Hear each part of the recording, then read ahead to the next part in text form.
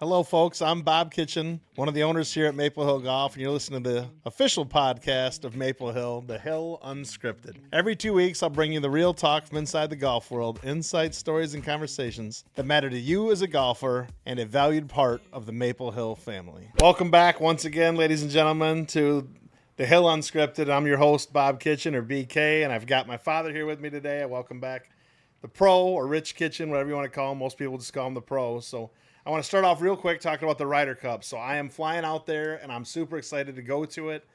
It'll be my third Ryder Cup that I've been at. First time I've really been to the New York. So I'll have a lot more to talk about the Ryder Cup on the next podcast when I actually get back. And I can tell you all the things I saw. I'm going to be there for the opening ceremonies and all that, the practice round, and then I actually have to fly home Friday, which is probably when this is going to air because I have to make it home for my son's homecoming game and dance and parade and all that fun stuff. So Ryder Cup, everybody keeps talking about how close it's going to be, and I really think it's going to be interesting. I really do.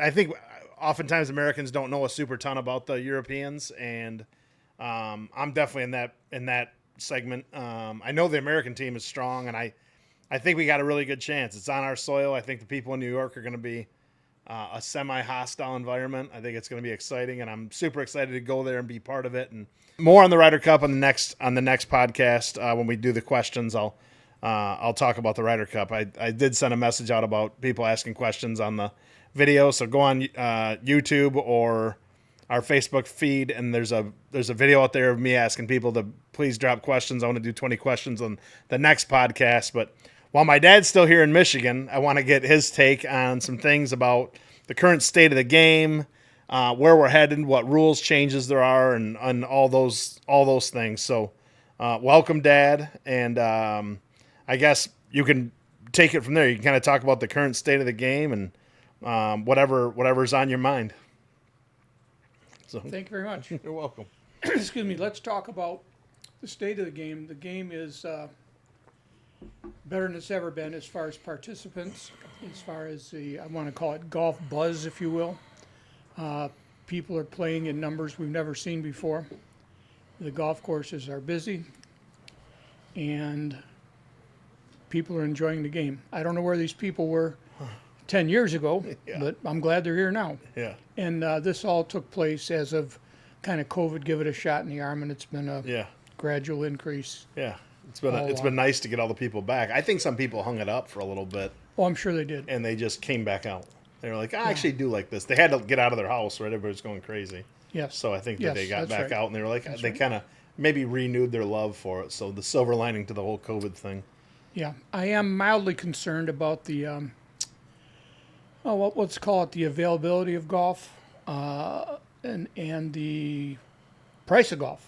Although I'm a golf course owner, there's a ceiling somewhere, and I don't know where that is, where the average person will not be able to, or will deem themselves not able to afford to golf On a regular basis. Yeah, on a regular basis. Yeah. Yep. Well, I'm going fishing. I'm going to move, or whatever the case may be. Yeah. I don't know where that is, but it's out there somewhere, and we're going to find out here. Well, I'd say within the next 5 years.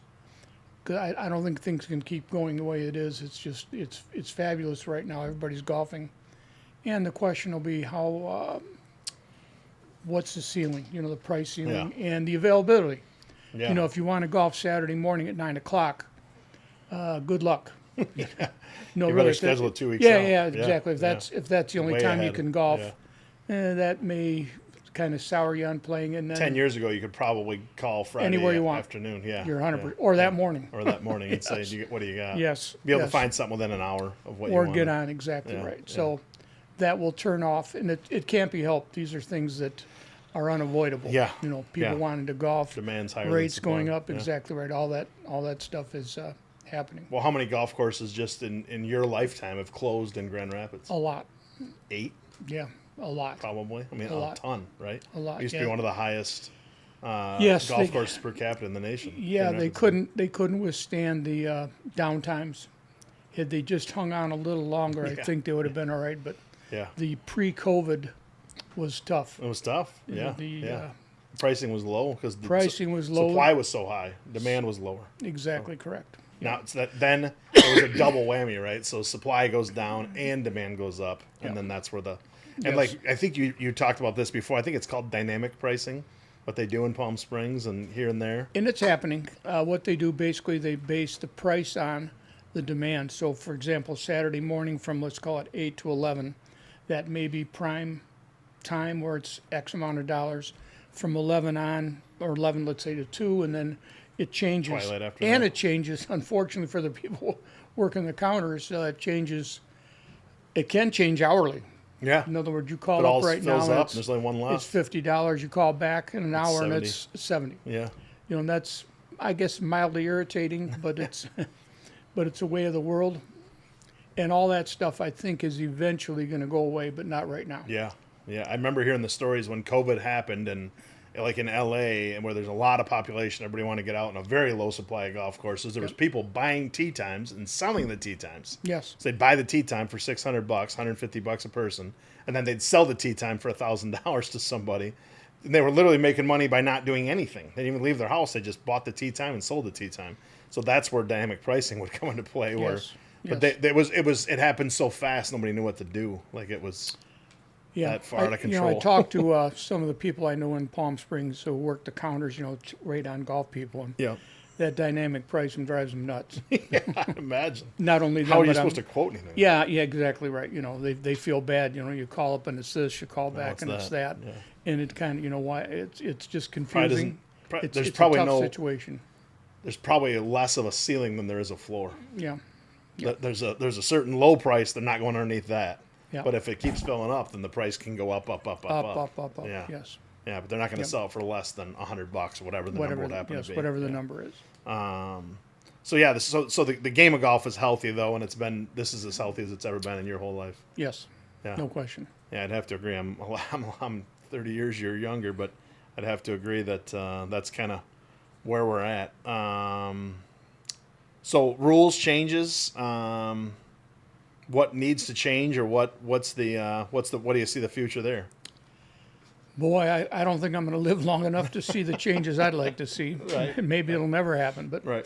I'm a true believer on making the rules simple, on making golf easier for people to play, and understand at least some basic rules.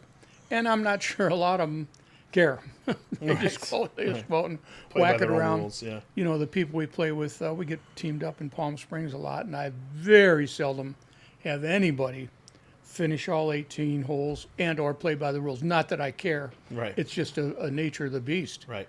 You know, they give up on a hole, they lay 6, I'm done, going to the next hole. Just write down 7. Exactly or 8 right. or Yeah, yeah, whatever. and that's, yeah. Who cares? The rules, first of all, my pet peeve is bunkers. Yeah. As you know, we had 8 bunkers, and I filled them in 3 months, Yeah. and all we got out there now is grass. The bunker situation is this. The USGA was basically a board of country club people. I have nothing against country club people, other than I don't think they can relate to blue-collar Maple Hill golfers. Yeah. Yeah. And How bad the yeah, average- how often do they have to hit out of a turtle hole in a bunker, or a deer track, right? or a size 13, trupping across? No, in Goose beer print, cans, anything. Yeah, stones, yeah, sticks, exactly. all that stuff. You know, Exactly. they don't get it. So Yeah. my theory would be, of course, fill in your bunkers. If you're not going to do that, then what I'd like to see is when your ball goes in the bunker, you rake it smooth, you place it and hit it, Yeah. So or it's you can take a consistent. stroke and take it out. I think they did change that. I think there's some rule about you can remove it from a bunker now and take a It's stroke. too shallow. Well, it's a stroke and distance. Oh, So if you hit it in Okay. from 150, you go back.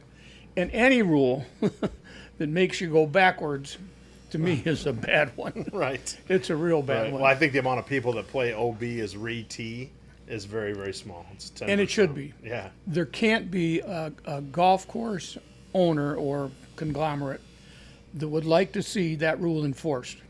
There's no Right. meaning, you know, after you tee off Hit the at our house. course, the 10th hole, you hit it over the fence. You don't know if it is or not. You go down, it's over the fence. Go back. You want to come back? Right. Pebble Beach, $600 a head. You want these people coming back to the tee Right. at $24 a foursome Right. and say, well, I can't find my ball? Yeah. Yeah. I'm not in favor of that even a little bit. they got to hit a provisional, but then maybe they hit the second one in the guy's house too. Well, that's exactly right. Why do you want to give them a second shot? Here, try it Break again. the other window. Try it again. Yeah. I just can't. You got the right slider. Get the left slider. Yeah. I can't. I have a hard time relating to that. Bunkers, absolutely. Rake it, place it, and hit it.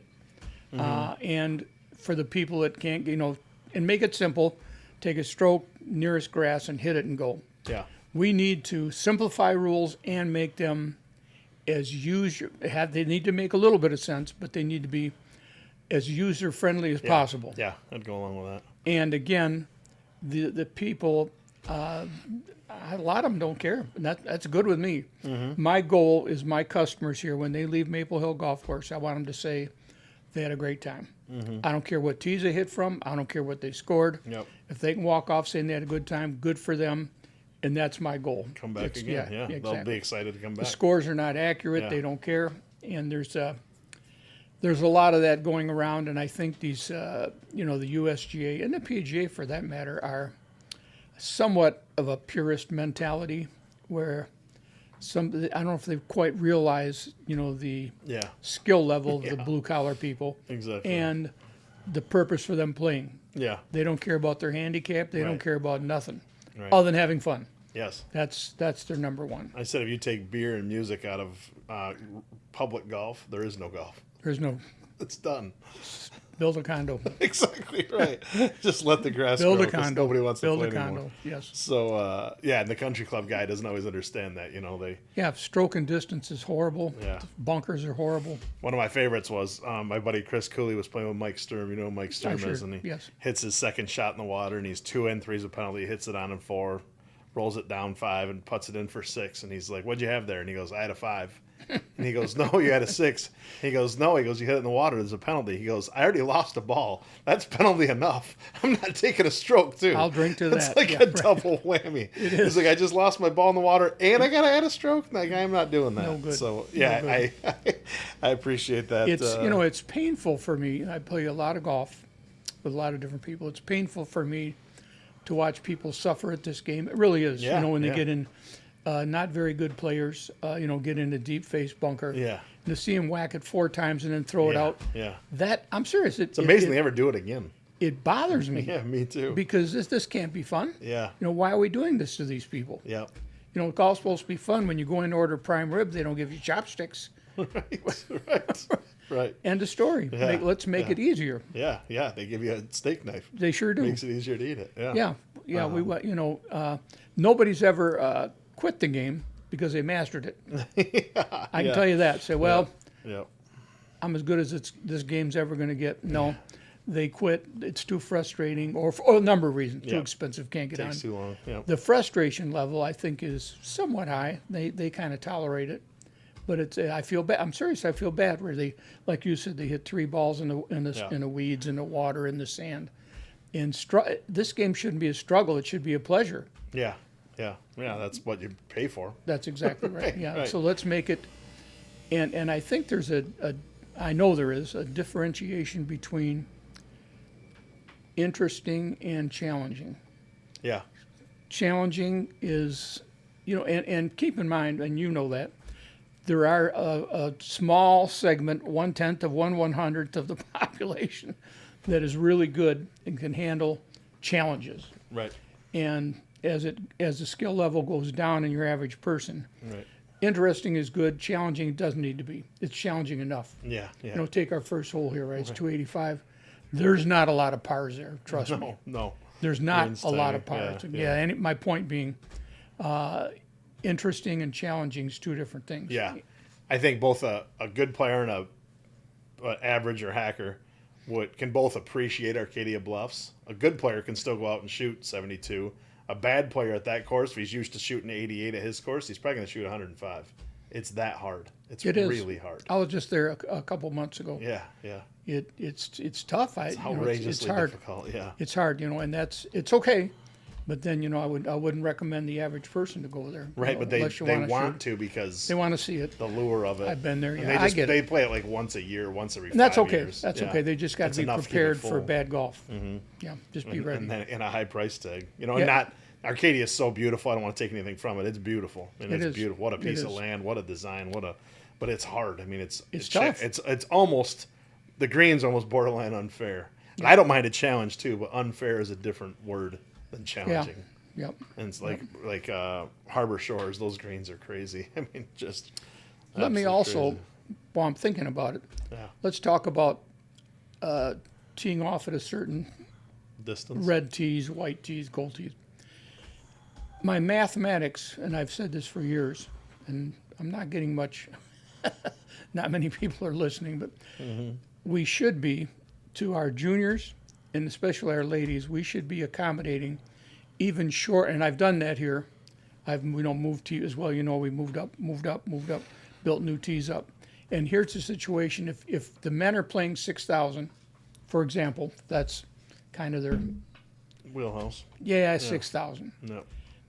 If the ladies are at 2/3, which sometimes they're not, meaning 2/3 of that would be about 135 yards, and there's not many women hit it further than 135. Yeah. The yardage for them should be 4,000 yards, Right. 2/3 of 6,000. Right. So I took your mother out the other day. Yeah. If a golfing. guy hits it 200 yards, 2/3 is 135. That's right. That's right. I took your mother out, and then we played a course. It was barely 4,000, and she had a good time. She shot 86, which is it's fair. I hate to see these people Yeah. get beat up. I Yeah. just don't like it. Yeah. I don't like it. These women should be. Enjoying We it. should do a better job of accommodating Yeah. shorter yardage, making it easier. What I think a common mistake, Dad, that's happened over the years, and it drives me crazy. It basically, because I'm a disciple of you, is when a guy hits his tee shot and a girl hits his tee shot, they oftentimes want the ball to be in the same spot in the No, fairway. the women got to be ahead. They got to be ahead because they're They both gotta be supposed to be ahead. hitting 7 irons. They got to in. be ahead. Yes, They They're- gotta be ahead. It's an equalizer into the green, not off the tee. Everybody thinks so short-sighted that, well, if you got a guy, well, she hit it way up there. She should hit it way up there because she's hitting a 7 iron 100 yards and you're hitting a 7 iron 150. So you're both hitting the same golf club into the green. But they're like, oh, these women's tees, look at how much further they can hit it. Their next shot, they can't hit it as far. So it's the same club into the green. Like, people think in front of them instead of backwards, and they can't think green to tee. They think tee to green, and it drives me crazy. The women have to be past them. They You're have to be. 100% It's the right. same club into the green for an average player. It's not leveling the playing field off At the tee box. 104, let's say 150 yards, if they come down together, there's very few women that could hit it into the green. Yes. 150 yards. Right, and an average guy, The average guy, he can hit. 7 He iron. can hit something in there. Yes. The women can't touch it. Right. So they've got to drive it to a 110, 100. Yeah. I'm serious. Yeah. For them to have fun, have a chance. With a decently struck tee shot. Have a chance with a par Yeah. or something like that. Why do So- they got to hit, 3 woods and 2 wedges and 2 Yeah. putts for 7? So that puts a women's hole at 250, when a men's 250s. hole is 370 or something like that. The women's tee at 350 is 250. a good one. 250, I beg your Yeah, pardon. yeah.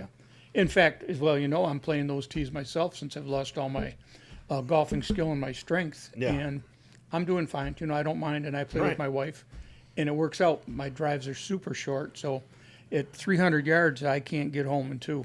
you Yeah. know. Yeah. But anyway, it's something we would need to encourage. Yeah. These golf courses Yeah. to move them, build something up. And or the person themselves, right? Like your dad, Pops, right? My Yep. grandpa, he used to play the gold tees, and Mom could hit it past him. Yeah. And he's back here hitting it shorter Yeah, than what right, Mom's hitting from the Reds. I'm like, Right. just move up to the Reds. I ain't playing the Reds. Yeah. I'm like, oh, therein lies the problem. The male ego. I'm with that. That yes, can be 100%. difficult. 100%. The game of golf, Dad. I don't know how many years it's been since Tiger's been kind of out of the mix. Probably 5 years or 6 years. I think it was at least around COVID or before. But have we proven that we don't really need that alpha leader? Because I don't feel like there is like a clear cut. I mean, Scotty Scheffler has been phenomenal. There's no doubt about it. He hasn't done what Tiger did. I mean, Tiger won so many events and made so many cuts and all that. Have we proven that we don't necessarily have to have that alpha male for the sport to? I think we have, right? Oh, I think so. Yeah. I think so. Was the sport healthier, like when Tiger was dominating? Like, like when the baseball home run derby was going on back with Yeah, Bonds yeah, and McGuire and them and Sosa. Like that's when everybody watched baseball. And I think Tiger was kind of must-watch TV. I mean, he was different, right? He hit the ball different. He was different. But I think that I don't know what the viewership, the spectatorship, how the TV contracts are doing. But I feel like golf's as comfortable as it's been, as good as it's been in a long time. And we don't really. I mean, we have Scotty, who's there's no doubt about it. He's a borderline freak athlete. But he's not super exciting. He's not Tiger Woods, and I feel like we're still. And we have the Live Golf Tour, which kind of split golf in half. Yes. Pretty close, and I feel like the sport's still healthy. I feel like viewership but I mean, in your day, do you remember growing up watching Palmer and then Nicklaus, or when did you start watching? Yes. Palmer, Nicklaus, Trevino, Watson, Trevino, Watson. yeah. Yeah. And was it like must see TV? Like all my buddies that don't even golf when Tiger was hot, everybody watched him. Everybody watched Tiger. Now back before Tiger, that's what you talk about, the Palmer, Nicklaus. It wasn't must-see TV. No. The dyed-in-the-wool golfer wanted to watch it. Some people watched it, but not like it was when Tiger was playing. Was it on a prime station on Sunday? I think so, yeah. Yeah, so it's still got a top billing from ABC or NBC or one of the big ones. But do you think Tiger's the most dominant player ever, or don't you? Yes, no question. You do, yeah. I do too. That's one of the questions that I've already seen pop up from next month's podcast. The next podcast is that who's the most dominant player of all time, and Nicklaus said it was Tiger. So it's kind of hard to argue when the two guys you're arguing, one of them says it's the other guy. The things the things he did accomplish, and when he won, he won big usually, not always. He won by 6, he won by 7, he won by 5, and not only that, I know when he was playing for a while, these guys set odds on it was Tiger Woods against the field. Everyone. Right. How can you be that good when you take on 150 of the world's best players and be a favorite? No, think about it. Right. It's impossible. Yeah, it should be. It should be. But it was. It was. Yeah. And not only was it was a good bet. Yeah. It was a good bet. Taking one guy versus all the rest of them. Yeah. How can you be that good? Yeah. And he was. And he won 4 majors in a row, and all the majors he won in tournaments. Yep. He was so fun to watch. There was nothing quite like it. As time goes on, I'm surprised that Scheffler's done as well as he has, because as time goes on, I think the competition down the line gets better and better and better. Yeah, I agree. And it's tougher to win. Separate yourself. It's tougher to win. Differentiate yourself. You can finish 10th and have a great week. Right. 10th. Right. You can finish 50th. It's tough out there. It's just a 1 or 2 shots here or there. It's tough. It's tough. And that's why, when you talk about the Ryder Cup going back, I think it's going to, and I know it's going to boil down, it always does, to the short game. Chipping and putting. They talk about this guy hits it far, this guy does this guy does that. When you get on the green, the story is written. Do you like the team aspect of the Ryder Cup? Yeah, it's all right. Do you like individual golf better, or don't have a preference? No, I think team golf's okay. Something different. Yeah. I think not all the time, but throw it in here and there. Something different. I like it. I think the spectators enjoy watching it because it is different. Yeah, and they get pumped up. I think there's more. And then the last day, of course, is the singles matches. And that's good too. People love to watch it. Yes, they like to watch it. It's good stuff. Yeah. It's good stuff. I want to talk real quick about your fitting with Dub and how that went. Oh, brother. Dub still works here, so that's good. He didn't quit. Well, I'll make it brief. I got first time ever. I've been in the fitting room looking around, that kind of stuff, but I wanted to see if I could add a little height to like my 3-wood. I'm having trouble launching it when I know my swing isn't very good right now, and it won't be. But anyway, make long story short, he was very helpful. He tried. He had different clubs and this and that, so. We came to the conclusion my swing isn't good, which I knew that before I went in. It was fun. Came to the conclusion that I think my swing speed is so slow, I can't launch a 3-wood, as high as I used to. Mm-hmm. My wife now hits her 3-wood way higher than I do. I'll hit it 10 feet off the ground, but sometimes it's 5 feet off the ground. Right. So basically, the last couple of times I played, I hit 5 woods. Second shot for more carry. Exactly right, for more carry, and it was fine. But it was interesting. It was fun. I think they jacked the yards up so I'd feel good. There was Put the power boost all the way yeah, up. power boost. The I hit a boss is couple coming shots. I hit a couple shots into the screen, a lot further than I've ever hit it on a golf course Right. in the last few Right. years. Little Anyway, less but it wind was inside. fun. Yeah. Did you get any new clubs? I didn't hear the end of it. No, I just added some loft to my driver, Yep. and I've eliminated the 3-wood, and it's fine. It's all right. Yep. I'm playing for, I play to get out for the exercise, and my skill level is just not there, and that's okay. I'm enjoying myself. Yeah, exactly. Yep. Exactly. So yeah, while you're still able to swing, you're out there doing it. That's So everybody right. doesn't know who Dub is. Dub is our head of our club fitting now, and been an employee for a long time, over 10 years. I don't know what it's been, but over 10 years, and he's just Long great. time, yeah. Yeah, he knows his stuff inside and out, and he's not only a great human being, he's a great fitter, and he's part of the reason we got in the top 100 fitters in the country and all that. Why we won the Golf Digest Award year after year. So well, I'm glad to hear that went well. And then you have scientific proof. I think he felt worse than I did. Probably. He was all pumped up. Bro, we're going to find you 20 yards. I says, you won't know where to look to find me 20 yards. It's called the tee box. Well, or it's called a sprinkler head. Or a plate in the ground. Cart path, that too. Yep, right. That's 20. Might be more than 20 off the cart path. Right? It might. You got to start aiming for the really narrow black Don't fairways. think I haven't done it. Don't think I haven't done Oh, that's good. it. Yep. All right. Well, I got one other thing I want to talk about real quick that doesn't pertain to Dad, but Dad, thank you very much for the humor and all that. So this past week I was out in California at my dad's house on PGA West, and I was pulling golf balls out of the pond. That's kind of a family pastime, and I share that with my dad, how much he enjoys it and how much I enjoy it. And I gave the ball to Caitlin and Ethan here, and I was like, look at this golf ball. And he's like, yeah, what's wrong with it?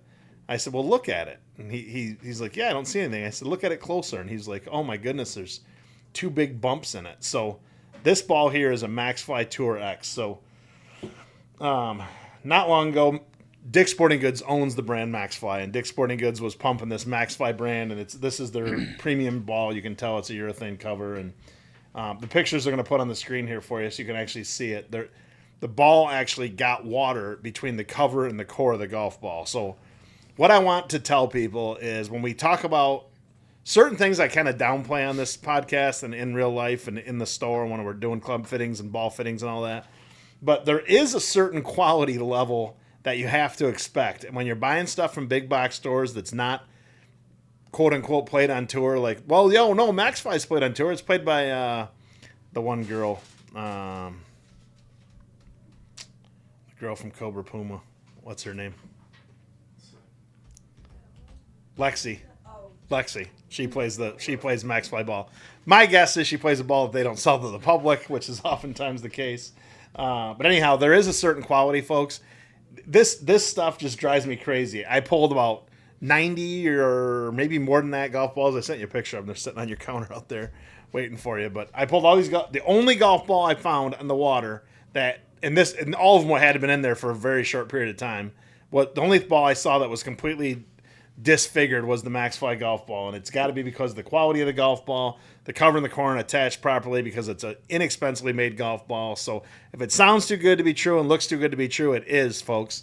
So stick with the big brands. If it's only sold at certain stores, like, no offense to Costco, I love that brand, but if Kirkland is only sold there, it's probably not that great. Nobody uses it on tour because it's probably not that great.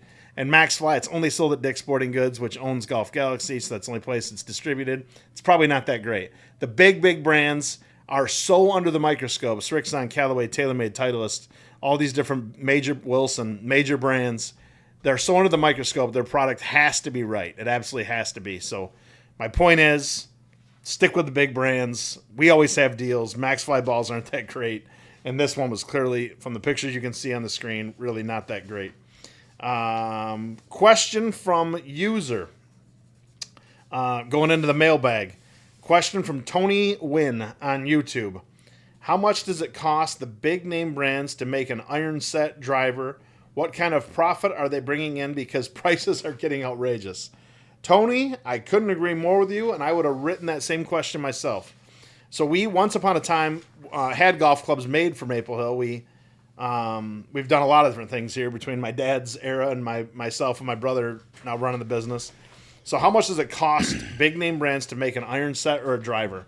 My best guess is an iron head is probably around $12 to $18. Shafts are a few bucks at a time, and how much things, because they don't have any of the other costs that Titleist has and Callaway has and TaylorMade has. Like the big brands in particular, they spend so much money to get you to buy golf clubs. That's why. And I think cars would be a lot cheaper if there was no advertising for cars. Think how much Ford and Chevy and all these and Toyota, how much they market and advertise. You watch how many commercials you see. It's incredible. And those commercials are outrageously expensive. It's almost every other commercial. And then look at drug companies, right? Like, I don't think drugs cost anything to make. And some of the drugs, even the stories my dad's told me about that with the stuff he had to take, it's just way out of whack. But is what it is. And Tony, if you're ever having a hard time finding what you want for a right price, please just shoot us an email at teeitup@maplehillgolf.com. Teeitup@maplehillgolf.com is our general inbox, and say, hey, I'm looking for a good set of irons around $500, around $300, around $800. Whatever budget you have, tell us a little bit about your game, and we will absolutely go to work for you and find you something that you like. And if you think drivers have to be $600 to be good, they don't. We have last year's, we have closeouts, we have demos we sell off, we have trade-ins that we get, we have all these things that you can save money and not have to spend all this crazy money. Because, Tony, you're absolutely right. This is out of whack. I don't think it'll ever right itself, but I hope it rights itself at some point in time because these prices have gotten so high. They're opening the door for, like, counterfeits is a big issue, but also, like, knockoffs, like lesser brands. Like, I know Vice is now making golf clubs.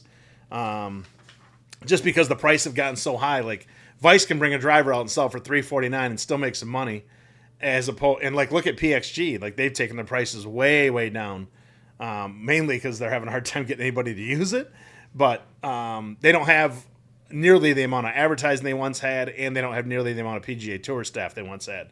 So when you have less overhead, you can sell the product for less. So things are not headed in the right direction, but we can help you always. Maple Hill's always got something for you. So thank you, Tony, for the question. I couldn't agree more. That gets me all fired up. I'm always into that. And then last but not least, the Maple Spill. Real quick, the fall tent sale, deals in store, online September 12th through 30th. The tent sale dates are this Thursday, the 25th, Friday the 26th, Saturday the 27th. So the fall tent sale, the actual tent itself outside, they're setting it up today. I just saw them out there this morning when I was golfing. It's going to be awesome. The guys have really worked hard on it. So the fall tent sale, don't miss that. It's kind of our last thing before Black Friday. And then the big hole 4-person scramble. I did mention this in the last podcast. Sunday, October 12th. It starts at 10 a.m., so hopefully it's not freezing. $400 per team. Join us for an exciting day of unusual fall golf. Always wanted the cup to be larger. The hole features 8-inch cups, box lunch, skins, $25 back, and a gift card for every single person that plays. And that will be an absolute blast. That big hole scramble has been really fun. You had something else you wanted to say? I do. Go ahead. You've hit the nail on the head. Let's go back to clubs, expensive clubs, cheap clubs. Spending a lot of money does not guarantee you're going to hit the ball better. Right or not right? Correct. Never has. Never has. Unfortunately, it's deemed that if I buy a $600 driver, I'm going to hit it really good. Well, if you get a chance to, and you do here, to take clubs across the street and try them, you may soon find out that you hit a $250 driver better, or maybe your 3 would. You understand what I'm saying? You know exactly what I'm saying. Yeah. So you have to be, is what this guy said exactly. There's costs involved, and that there's no guarantee you're going to hit it better. Unfortunately, it's perceived that way sometimes. Yeah. I can't hit this. I can't put this club in my bag. It's a cheapie. If you hit it better, would you put it in your bag? If you hit it better, the $600 driver. Sometimes I think even not. I agree. Because I've done some, back in the day, I sold a lot of golf clubs, and people were very leery about not spending top dollar. Yeah. Even though it has to be better. It has exactly right. And everybody's swing is different. Everybody has different things going on, and as well, so it's something to be careful with. And once in a while, the guy behind the curtain is revealed. Right, like Tommy Hammer TI 100s. I know that we could do a whole segment on just that golf club, but $12.99 for 4 months, and then $6.99. and then at the golf shows $399. $399 with all within a year, right? From $1,299 to $399 in the same 12 months. So did the club all of a sudden become crappy? No. The price was way inflated on the front end. The demand dropped off. They overproduced Of course, them. when it came out, you're exactly right. When it came out, oh, this has got to be the newest and greatest thing. Has to be. Big head, titanium. Huge. It's the club of the future. It was all no, the it's rave. the club of the past. It sucked. Yeah, it Didn't perform. No. It looked crappy. But everybody, the first people were like, my game is solved. I'm going to be good all of a sudden. Yep. And then they bought them and they're like, well, I'm not any better. And that's Yep. part of this thing, Dad, with these expensive fittings. Some of our competitors here in town have got really expensive fittings, and drivers are $1,200, and they go out and shoot the same scores. It's like, why? Like, Same. I don't know. But I put that a little bit on the consumer too, right? The person getting the fitting, like, how could you possibly think? Did you not know that drivers are like a ceiling of $600 when you went into the fitting, and all of a sudden you're buying a $900 or $1,200 driver? Like, why? It's not gonna. It doesn't help. 100%. If you took, and you've heard me say this, and I'll finish off with this. If I gave one of our customers a blank check, he shoots 50 for 9 holes out here. Yeah, well put. Give him a blank check. You can buy any club in the world at any cost. Mm-hmm. There is no ceiling limit. No lessons, Yeah, no practicing, right, no nothing. You can spend all you want. right.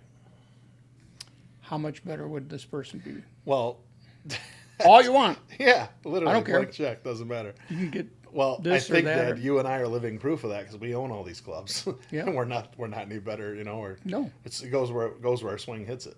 That's all there is to it. That's my point. We have you access to every golf So club. if you have in a here. $5,000 set and you still have a marginal swing, Yeah. Just Not- get something you enjoy not a and bit. Yeah, play hit it, golf. yeah. And, have You fun. don't need to spend a lot. And sometimes the fitting, like what you did with Dub, can scientifically prove you're not going to do any better. Yes, and right. So I'm looking. So it said, the fitting. You're exactly right. It says your swing is what it is, and the only hope you've got is to use clubs with more loft, not different. Not this brand or that brand or that Right, brand. right. What you got's all right. Yeah. Just get rid of your three. Stuff Yeah, like that. yeah, Where your you five don't wood have goes to, further. Yeah, where you Yeah. don't have to go out and spend. Oh, I need a new set of woods. But also, Dad, not like your clubs are ever that dated, and it's not like you don't know what you're doing in the first place. Your clubs are pretty new, and you They do are. know what you're doing in the first place. But there's people that, had you had clubs that are 15 years old, your fitting would have probably been different. You would have probably found some yardage. Yeah, the 'cause you were clubs using stuff that's the old. clubs I'm using, I've never been fitted for. I just hit them Right. because of our relationship with the Callaway sales rep. Yeah, yeah. I feel it an honor that he gives me clubs and I Yeah. hit them, and that's what I do. But you also know your swing speed. You know Yeah, what yeah, your strength level is and all that. I get this or that, 'cause yeah. you've done it long enough. You're Yeah. kind of an expert at it. So. And it helps. People ask me, "Oh, that's a nice," especially when they're new. No, it's a nice club. And, oh yeah, I'm hitting them better, or whatever the case may be. And hopefully, it sells the club here and there. The guy down in Florida last year, I had the new Callaway driver with me, and he's like, "Does that thing really go any further?" And I said, "I haven't thrown it yet." I don't know for sure, but when I throw the thing the first time, I can tell you, know. your mother sold a lot of clubs. When Yeah. she got these new Yeah, Callaways. She sold 3 or 4 or Smokes. 5 yeah, to members yeah. down there. Yes, yes. Oh yeah, they saw her hit it and It was noticeable improvement though. noticeable. So that's one person that like, And that's that was good. through her fitting. That's good. I Yeah, think. yeah, yes. And the same thing with her putter. We got her putter fit too. Yeah, So. the putter's not working. The putter's just, because it's right between here and here. Anyway, It's tough. yeah, it is. Well, anyhow, Dad, thank you very much for stopping by. Thanks for having me. Yeah, it was a pleasure, and you're going to be out in California for a few months. One more of these, and I'm going to get an agent. His signing bonus is going to be too high. I can already tell you that. They can't afford me. Speaking of blank checks. So anyhow, we'll be back in a couple weeks here for the next podcast after I'm back from the Ryder Cup and all that. New episodes drop every other week. Be sure to subscribe wherever you listen to your podcasts. And if you got any questions at all, please drop a question on that thing that we put out there on Facebook and Instagram and all that. We look forward to dealing with that next time. And then we'll have Dad back on probably around Christmas time when he comes back to enjoy the winter. So Yep. Thank you very much, Dad, and we'll see y'all next time. Thanks for the invite.